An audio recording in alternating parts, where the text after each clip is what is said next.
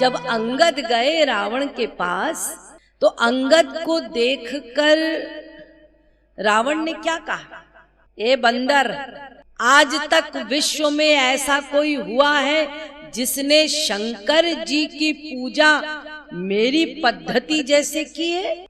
रावण ने किसी ऐसे वैसे को अपना गुरु नहीं बनाया।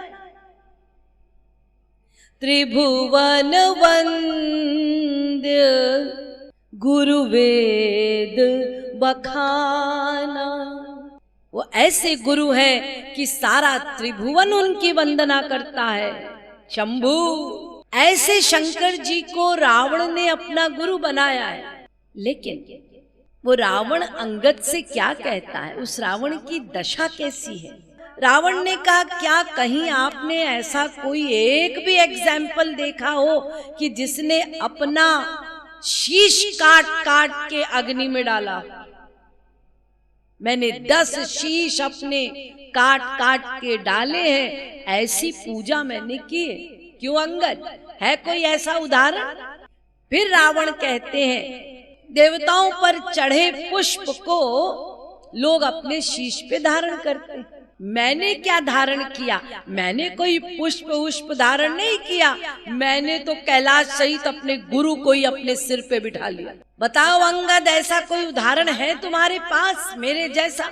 हाँ, ये ध्यान रखिएगा कि बड़ी बड़ी पर्सनैलिटी लीला करती हैं और उनको वैसी पात्रता मिलती है तभी वो प्रतिकूल कार्य करते हैं, लेकिन वास्तव में आपको दुर्भावना नहीं करनी। ये एक लीला है, उस लीला में बताया जा रहा है कि अहंकार का परिणाम क्या होता है।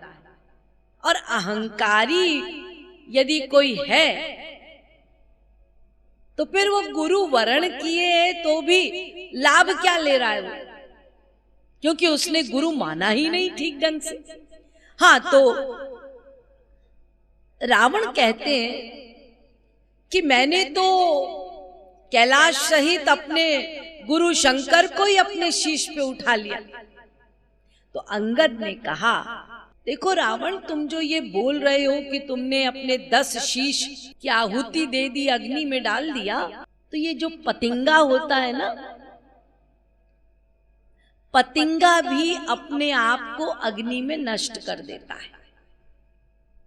लेकिन ये जो अग्नि में अपने आप को नष्ट कर रहा है, क्या ये पतिंगे का प्रेम है? नहीं, ये पतिंगे का मोह है, वो मोहांध है।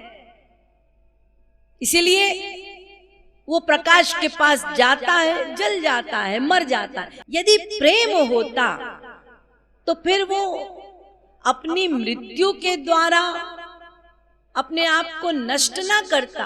प्रकाश से दूर रह के भी, जीवित रह के भी उस प्रकाश का सेवन करके अपना सदुपयोग कर सकता है, लेकिन वो अपने आप को जलाता है। क्यों मृत्यु होती है? क्यों?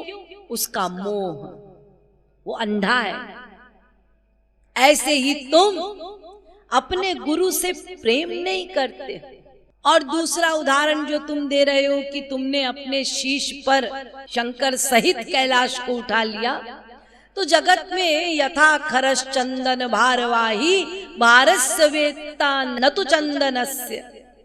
जगत में देखा होगा गधा, गधा जो होता है, जो सामान ढोता है, वो कोई शूरवीर नहीं होता, वो कोई धर्मवीर नहीं होता, वो तो इतना भोंदू भट्ट होता है वो गधा कि उसको यही ज्ञान नहीं होता कि उसके ऊपर क्या लदा है।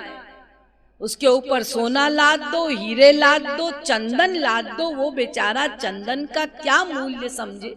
अब आपको देखकर भ्रम हो जाए, अरे गधे ने चंदन के मूल्य को जाना इसीलिए चंदन को ढो रहा है। अरे नहीं, उस बेचारे के लिए चंदन और कूड़ा करकट में कोई भेद नहीं। वो गधा है माने गधा है, वो इतना ही जानता है कि मुझको जो लादा जाएगा मेरे ऊपर मुझको ढोना है, बस। वो वैल्यू नहीं समझता।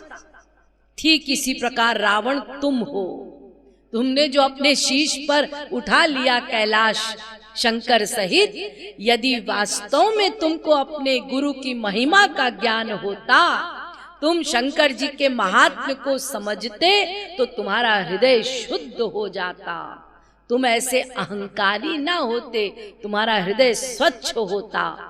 लेकिन तुम घोर अहंकार के पुतले, तुम्हारा हृदय इतना अशुद्ध है, इसीलिए ये स्पष्ट होता है कि तुमने शंकर जैसे गुरु को भी गुरु मानकर कोई लाभ नहीं लिया।